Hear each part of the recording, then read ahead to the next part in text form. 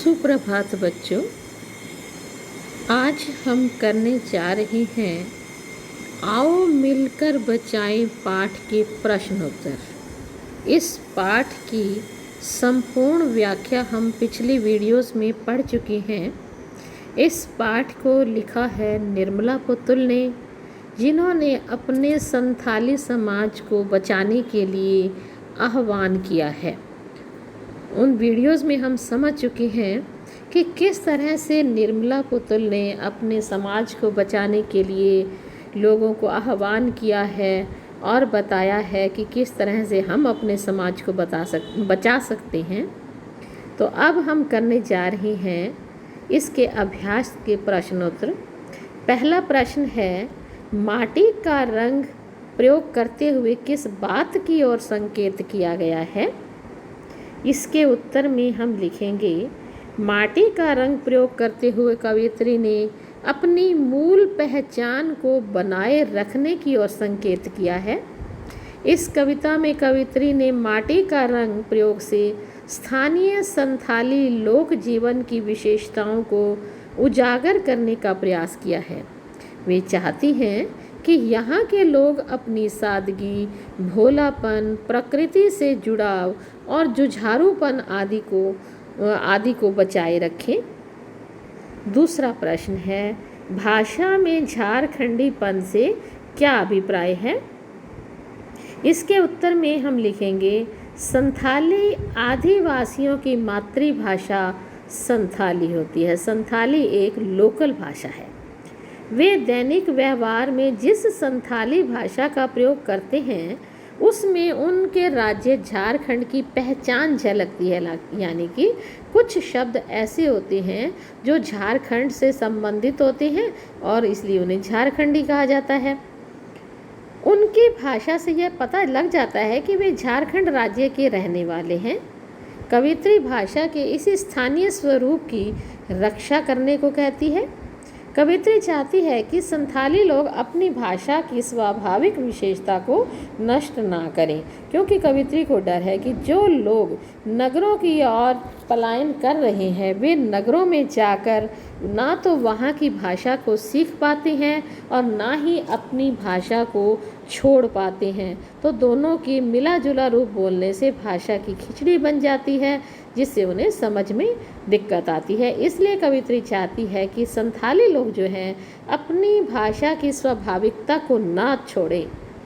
अगला प्रश्न है, दिल के भोलेपन के साथ साथ अक्खड़पन और जुझारूपन को भी बचाने की आवश्यकता पर बल क्यों दिया गया है? इसके उत्तर में हम लिखेंगे, दिल के भोलेपन में सहजता, सच्चाई और ईमानदारी का भाव है। अक्खड़पन से अभिप्राय अपनी बात पर दृढ़ रहने का भाव है और जुझारूपन से तात्पर्य है संघर्षशीलता, यानी कि संघर्ष करना। इसमें कवित्री कहती है कि हमेशा दिल का भोलापन ठीक नहीं होता। भोलेपन का फ़ायदा उठाने वालों के साथ हमें अक्खड़पन दिखाना भी ज़रूरी होता है। हम जितना भोला बनेंगे उतना ही लोग हमारा फ़ायदा उठाएंगे। उसके साथ साथ हम अक्खड़ भी होंगे, अर्थात भोले होने के साथ अपनी बात पर अक्खड़ टिके रहेंगे तो लोग हमारा फ़ायदा नहीं उठा पाएंगे। और कर्म की पूर्ति के लिए जुझारूपन भी आवश्यक है। यदि हम मेहनत करेंगे तो अपने कर्म को पूरा कर पाएंगे। इसलिए कवित्री ने अपने समाज की इन 3 प्रमुख विशेषताओं को बचाने की आवश्यकता पर बल दिया है। नेक्स्ट क्वेश्चन है, प्रस्तुत कविता आदिवासी समाज की किन बुराइयों की ओर संकेत करती है? आदिवासी समाज अपने स्वाभाविक जीवन को भूलता जा रहा है।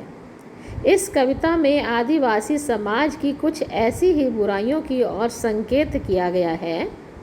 पहली है, आदिवासी समाज शहरी प्रभाव में आते चले जा रहे हैं और अपनी संस्कृति को छोड़ रहे हैं। इनके जीवन में उत्साह का अभाव होता जा रहा है और काम के प्रति अरुचि होती जा रही है। ये लोग शहरों में चले जाते हैं, वहाँ के माहौल में ढल नहीं पाते, इसलिए इनके उत्साह में कमी हो जाती है और वो कार्य इनको करना नहीं आता उसमें इनका हाथ ज़्यादा नहीं निपुण होता है, इसलिए उस काम के प्रति इनमें अरुचि हो जाती है। अगला है, इन लोगों में शराबखोरी के साथ साथ अविश्वास की भावना भी बढ़ती जा रही है। अपनी भाषा से अलगाव, अशिक्षा और परंपराओं को गलत समझना जैसे दुर्गुण इस संथाली समाज में आते चले जा रहे हैं, जिसको कवित्री जिन दुर्गुणों को दूर करके अपने समाज को इन बुराइयों से बचाना चाहती है। नेक्स्ट क्वेश्चन है, इस दौर में भी बचाने को बहुत कुछ बचा है, इससे क्या आशय है?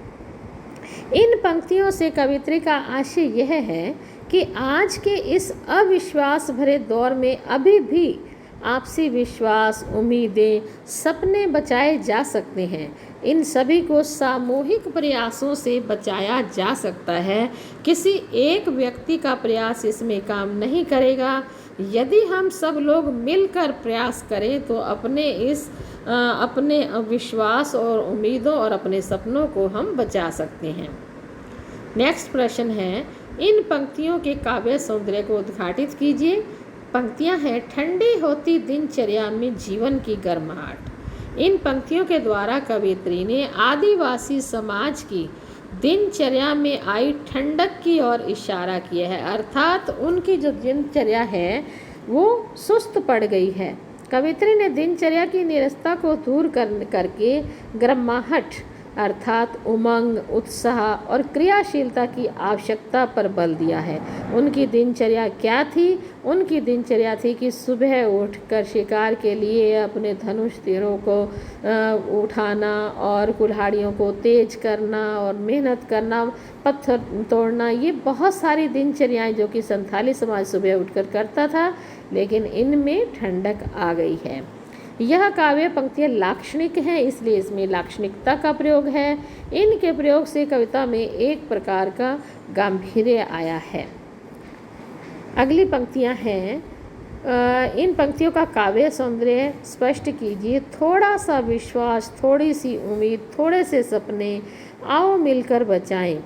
इन पंक्तियों के माध्यम से कवित्री का आशय है कि आज के इस अविश्वास भरे दौर में अभी भी आपसी विश्वास, उम्मीदें और सपने बचाए जा सकते हैं।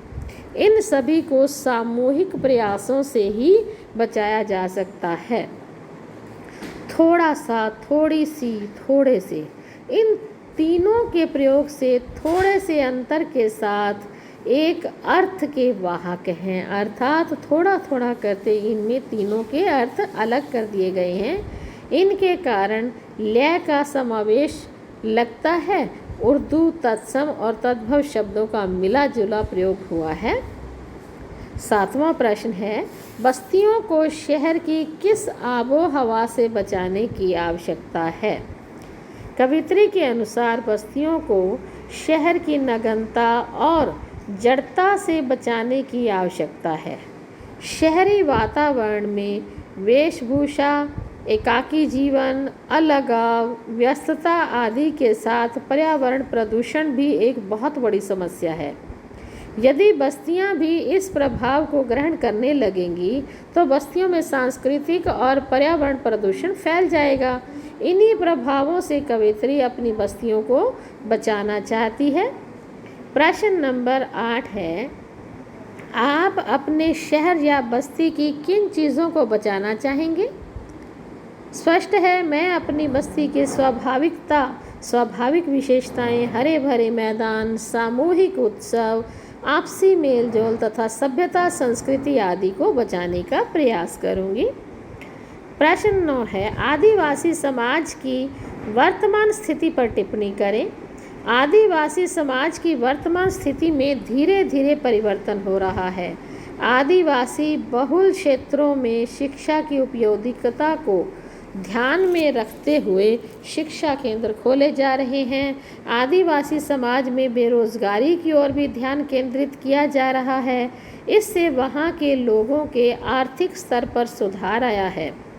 आदिवासी आदिवासी सांस्कृतिक पहचान, कला कौशल को भी बचाने के निरंतर प्रयास किए जा रहे हैं। इस प्रकार आदिवासी समाज की पहचान को बरकरार रखते हुए और उन्हें आधुनिक समाज से जोड़ने के प्रयास किए जा रहे हैं। तो इस तरह से इन प्रश्नोत्तरों को आप दोबारा से पढ़िए और याद कीजिए और अपनी उत्तर पुस्तिका में भी इनको नोट कर लीजिए। धन्यवाद।